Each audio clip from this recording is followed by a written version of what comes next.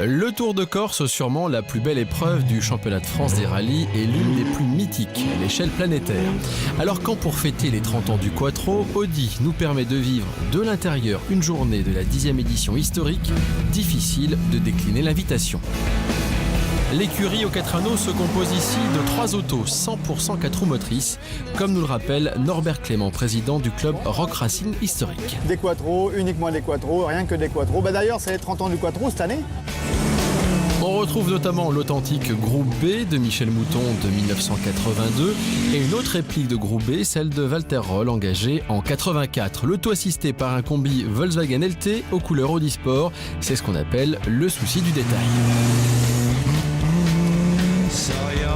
Alors, vrai avantage en rallye, ces 4 roues motrices. Nous avons posé la question à Patrick Landon, ancien directeur de Renault Sport en rallye durant 20 ans. Quand vous faites la Corse et que vous avez cette succession de virages, de changements d'appui constants, vous avez une 2 roues motrices, c'est très bien. Mais quand vous avez 4 roues motrices, ça vous permet d'utiliser des gommes plus tendres et d'avoir une motricité bien supérieure et de beaucoup moins consommer les pneus. Je me rappelle d'épreuves en 81, 82, il y avait des spéciales en Corse qui faisaient 82 km. C'est-à-dire que pendant 90 km, vous êtes à l'attaque absolue.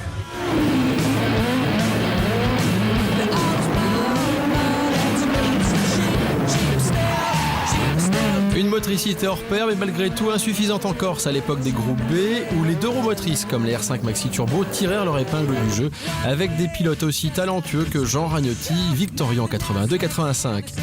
Mais le rallye historique, c'est un peu différent, même si le côté sportif est bien présent. C'est sportif, les spéciales sont assez difficiles, les vitesses sont assez élevées, donc, mais bon, pour l'instant, on s'en sort bien, on s'en sort pas mal. L'exigence des routes, la majesté des panoramas, mais aussi l'amour de la population locale pour les sports mécaniques, c'est ce qui revient régulièrement dans la bouche des participants.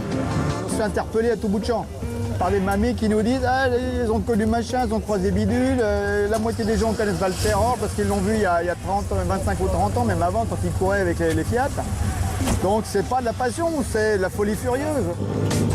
Des Corses dans les vaquets, avec près d'un tiers des concurrents pour l'édition historique, mais aussi et surtout des Corses au bord des routes pour soutenir les participants.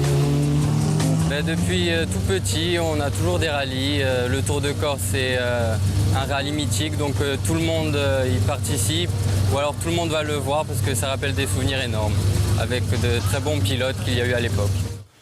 Et de retour sur le plateau de Direct Auto, et félicitations à Patrick et Corinne Landon qui ont remporté pour la 3e année consécutive au Scratch ce Tour de Corse historique avec toujours une Alpine préparée aux petits oignons par Gilbert Chastel, un vrai magicien pour les anciennes Renault. Alors messieurs, on l'appelle le Tour de Corse, c'est le